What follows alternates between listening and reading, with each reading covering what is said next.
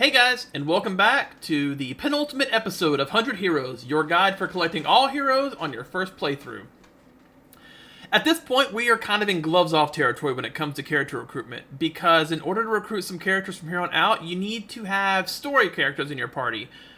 To start out though, I will simply tell you that this guide takes place all prior to the Ice Cave. If you hit the Ice Cave, you've gone further than I did before recruiting these characters.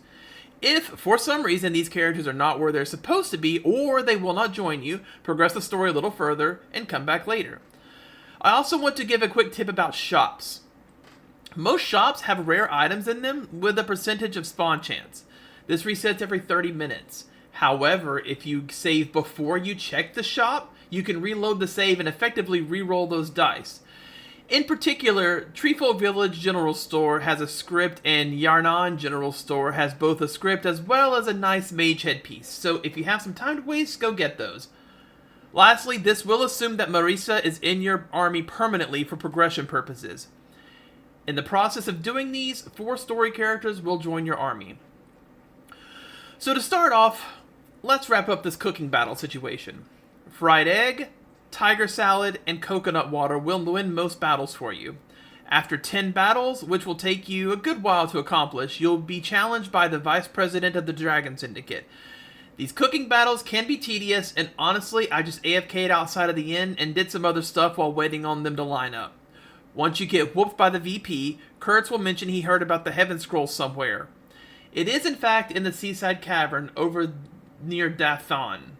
You can find it right about here. With it in hand, talk to Kurtz to hand it over, and it's actually time to go back to waiting. You need to do 3 or 4 more battles. Eventually, the VP will show up again, and you'll have the ability to defeat him. Do so, then go back and talk with Kurtz to initiate the final challenge. Take down the Masked Fatale, and you'll reveal her true identity, and she'll join your team. Next up, let's talk about Beigoma, which I have been and will continue to call Beyblade. At this point in the game, you have the ability to complete this minigame to the end and recruit both Dr. Cork and Reid. If you've been keeping the Lucky Charm equipped, you've definitely gotten plenty of 2-star Beyblades. This is sufficient to beat the first 3 opponents needed and recruit Dr. Cork. There is a lot of Beyblade in this game, and to be honest, I don't fully understand it. And it doesn't really matter, because we're gonna win with raw power and skill. The only element of the game you can control is when you use your special skill with the A button. You'll instinctively want to use it every time it's available, but that's not going to win these for you. What you do want to do is press A at the same time as your opponent uses their special kill. This will cause a clash, where you'll have to mash A. Win the clash, and you'll negate all damage from your opponent and deal heavy damage to them. Just note, you aren't in the clear here, because they will still get their attack and defense buffs and everything else that goes along with that. With this knowledge, take your 3 Beyblades and destroy the 3 children needed, and once Dr. Cork joins your party, put him in the support slot.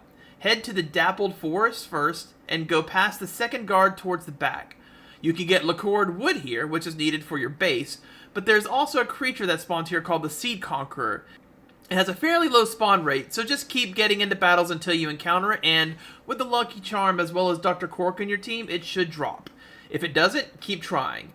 With the Seed Conqueror top in your possession, zip over to the Proving Grounds near the Treefolk Village. Make the spinning corridor straight to where you can't actually go through the end, but it dead ends into an elevator.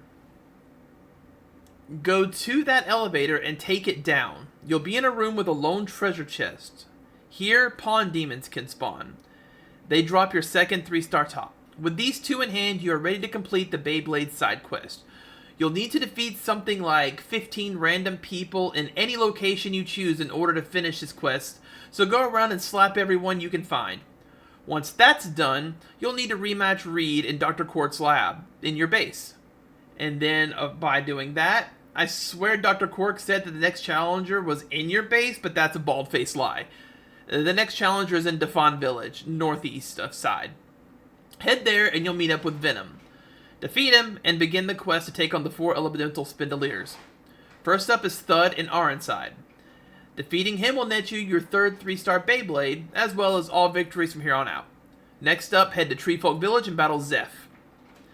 Head back to Dr. Quark's lab in your base, talk to Reid, and beat him for the 3rd time. Then head to Hishan and take on the Water Spinadier. Finally, go to Empire Shark and fight Pyre. As you can see in the footage here, if you haven't beat enough people, he will let you know. With that done, Arendelle is your final destination where Crash will be waiting. He's tough and his 4-star tops are intimidating, but he is defeatable with your 3-star tops. Take him down to finally acquire Reid. He's useless, congratulations. Back in Hishan, you've probably been losing your mind over Sid for a while. Just outside the blacksmith. Well, he's recruitable now, and he will ask for some level 2 materials. You should know where to find them at this point, but they're at Bounty Hill, Dappled Woods, and the area outside the Proving Ground. He doesn't specify how many, but it's probably just one of each. I got 4 to be safe. Return to him without going back to your base, and he will join up easily. Now we want to head to the training grounds in your base, which is at the back left door on the 1st floor. Head in there, and some guards will be talking about a dragon. Continue normally with the story, and you will go through the forest the guards were discussing. Once in there, you'll find your new dragon on a path that's really easy to spot. And after a quick battle, she will join you. One note about the fight, the dragon's damage was a joke until it got mad. Then it just about wiped my entire party out with a fire attack, so don't slack off. Take it down and Chandra is yours. It's a 2-slot character, so she's not really worth using, but she does have a hero attack with Noah, so there may be points in the game where she can shine. Continue into the next town of Yarnan, and on the 2nd floor of said town you can run into Goldsmid. You will need a total physical attack of 180 on any character in your party for him to join you.